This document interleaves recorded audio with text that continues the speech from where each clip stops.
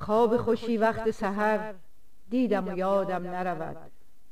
خواب خوشی وقت سحر دیدم و یادم نرود. روی تو با دیده تر دیدم و یادم نرود. روی تو با دیده تر دیدم و یادم نرود. پرده از رازت کشیدم، سوی خود بازت کشیدم، آنقدر نازت کشیدم تا نشستی. روی دامانت فتادم، عقده دل را گشادم، ناگهان آمد بیادم رنج هستی. ای خوشاندم آن غرور خواب نوشین، خواب نوشین، آن نشاط و آن سرور وصل دوشین، وصل دوشین.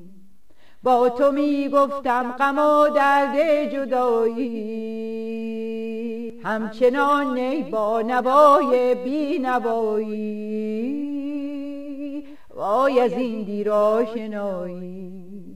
روی دامانت چو اشک افتاده بودم، ناله های عاشقی سر داده بودم. کی جفاجو کن وفایی. ای خوشاندم آن غرور خواب نوشین، خواب نوشین، آن نشاط و آن سرور وصل دوشین، وصل دوشین. روی دامانت چو اشک افتاده بودم، ناله های عاشقی سر داده بودم. که ای جفاجو کن وفایی. ای خوشاندم آن غرور خواب نوشین، خواب نوشین، آن نشاط و آن سرور وصل دوشین، وصل دوشین. دامن از دستم کشیدی، همچو بخت از من رمیدی. من ز خواب ناز خود آواز خود ناگه پریدم. غیر اشک و بستری از دیده تر من ندیدم. او سر یاری ندارد، قصه گو از رنج عاشق، خواب و بیداری ندارد.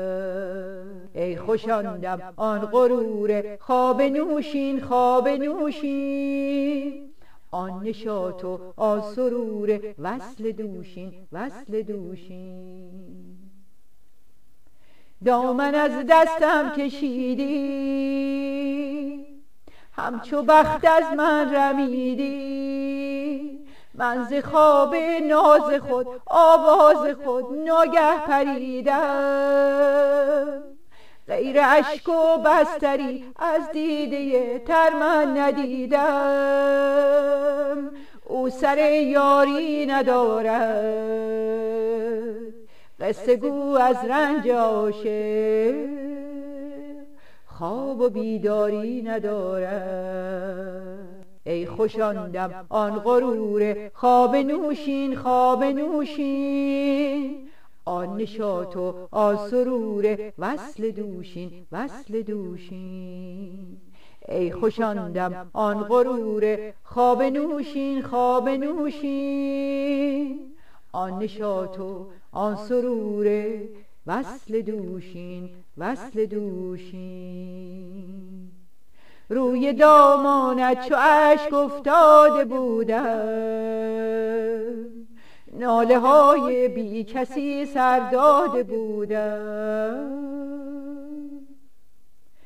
وای از این دیر آشنایی، وای از این دیر آشنایی.